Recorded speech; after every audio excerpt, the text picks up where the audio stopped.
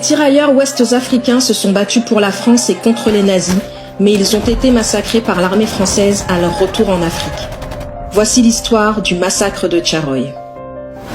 En 1944, plus de 1600 soldats subsahariens sont rapatriés à Dakar après avoir été faits prisonniers par les Allemands en 1940. Réunis au camp militaire de Tcharoy, ils exigent que l'armée française leur verse leur solde de captivité et leur prime de démobilisation. Mais malgré les promesses du gouvernement et la réglementation en vigueur, l'armée refuse. Le 1er décembre au matin, les responsables militaires réunissent les tirailleurs qui n'étaient pas armés sur l'esplanade. Selon plusieurs historiens, ils auraient alors tiré sur le groupe à balles réelles à l'aide d'une automitrailleuse.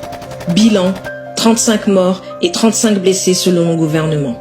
Mais plusieurs experts estiment que le massacre aurait pu faire jusqu'à 400 morts qui auraient été jetés dans des fosses communes. Les autorités françaises qualifient la tuerie de mutinerie et de rébellion. Elles font passer certaines victimes pour des déserteurs et les survivants sont condamnés à de la prison. En 2014, 70 ans plus tard, le président François Hollande s'est rendu à Tcharoy où il a reconnu une répression et remis certains documents militaires. Les événements qui ont eu lieu ici en décembre 1944 sont tout simplement épouvantables, insupportables. Je voulais réparer une injustice et saluer la mémoire d'hommes qui portaient l'uniforme français et sur lesquels les Français avaient retourné leurs fusils. Ce fut la répression sanglante de Tcharoy. Aujourd'hui encore, l'État n'a ni reconnu le massacre, ni proclamé de pardon officiel, et les condamnés n'ont jamais été innocentés. Des spécialistes soupçonnent le ministère des Armées de censurer certaines archives.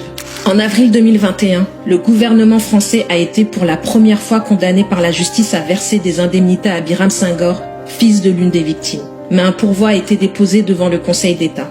Au cours des 10 dernières années, des historiennes et historiens comme Armel Mabon et Martin Moore ont estimé que Tcharoy constituait une tuerie organisée, un massacre prémédité et un mensonge d'État. Les familles de victimes demandent aujourd'hui que les corps soient recherchés, exhumés, puis identifiés. Elles souhaitent également obtenir la mention mort pour la France, un procès en révision et la solde qu'auraient dû percevoir leurs proches.